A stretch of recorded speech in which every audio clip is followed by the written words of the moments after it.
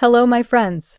What if the reason your spiritual journey feels heavy is because you were never meant to carry it the way you are carrying it now? What if the confusion, the restlessness, the silent frustration you feel, even after years of seeking, is not a failure, but a signal? A signal that something subtle has gone wrong. Paramahansa Yogananda once said that the spiritual path is meant to simplify life, not complicate it. Yet for most people, spirituality has become another burden to manage, another identity to protect, another goal to achieve. And that is where almost everyone goes astray.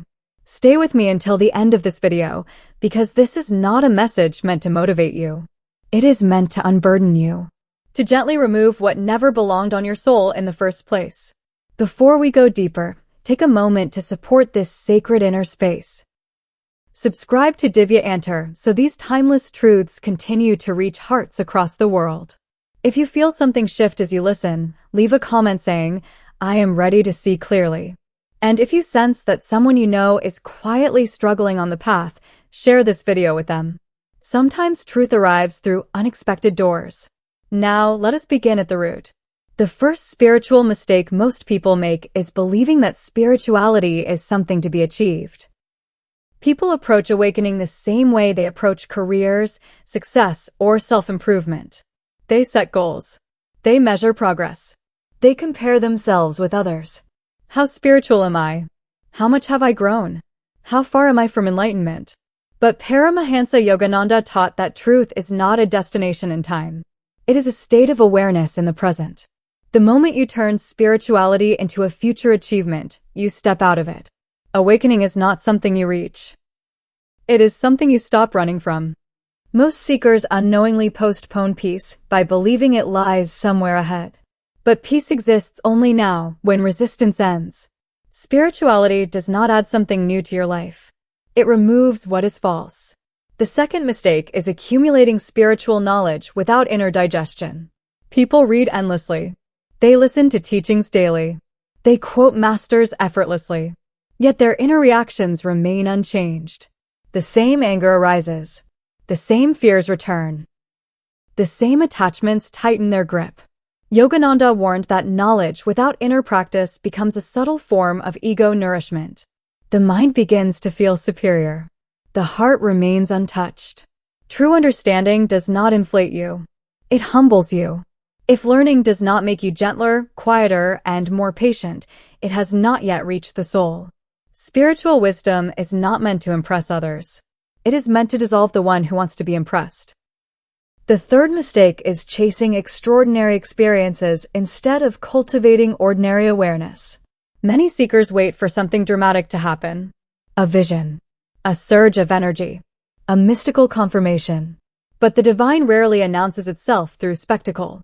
Paramahansa Yogananda taught that God whispers, not shouts. Awakening often feels like simplicity returning, like tension leaving the body, like contentment without cause. If you are always waiting for something extraordinary, you may miss the quiet miracle of being present. Experiences come and go. Awareness stays. When spirituality becomes a search for sensations, it becomes fragile. When sensations fade, faith collapses. But awareness does not depend on experience. It deepens through understanding. The fourth mistake is rejecting the human experience in the name of spirituality. Many people believe that emotions are obstacles. That desire is weakness. That pain is failure. So they suppress. They deny. They pretend. But Yogananda taught that the soul evolves through experience, not around it. Your emotions are not enemies. They are teachers wearing uncomfortable disguises. When fear arises, it reveals where trust has not yet deepened. When anger appears, it points to unmet expectations. When sadness surfaces, it asks for attention, not avoidance. Spirituality is not emotional numbness. It is emotional intelligence guided by awareness. Avoiding emotions does not free you. Understanding them does. The fifth mistake is trying to escape life instead of meeting it consciously. Some seekers want transcendence without participation. They want peace without responsibility, silence without engagement. But life itself is the training ground of awareness. Every relationship tests your compassion. Every challenge exposes attachment. Every loss invites surrender. Yogananda emphasized that renunciation does not mean leaving life. It means letting go of unconscious attachment while fully participating. If meditation does not reflect in daily life, it becomes a retreat, not a transformation. Awakening is not found in isolation. It is revealed in interaction. The sixth mistake is practicing spirituality with the ego as the manager. This is the most subtle trap. The ego learns spiritual language. It adopts spiritual behavior. It even pretends to be humble. But inside, it still seeks recognition. I am more aware. I understand deeper truths. I am further on the path. Paramahansa Yogananda warned that the ego's final disguise is holiness. True spirituality dissolves the need to compare. If your practice makes you feel separate, superior, or impatient with others, ego has simply changed costumes. Awareness does not divide. It unites. The awakened heart sees itself in all beings. The seventh mistake is expecting spirituality to eliminate pain. Many people come to the path seeking relief from suffering. And while awareness does soften pain, it does not erase life's challenges. Loss still happens. Uncertainty still appears. Change still arrives unannounced. But spirituality changes how you relate to pain.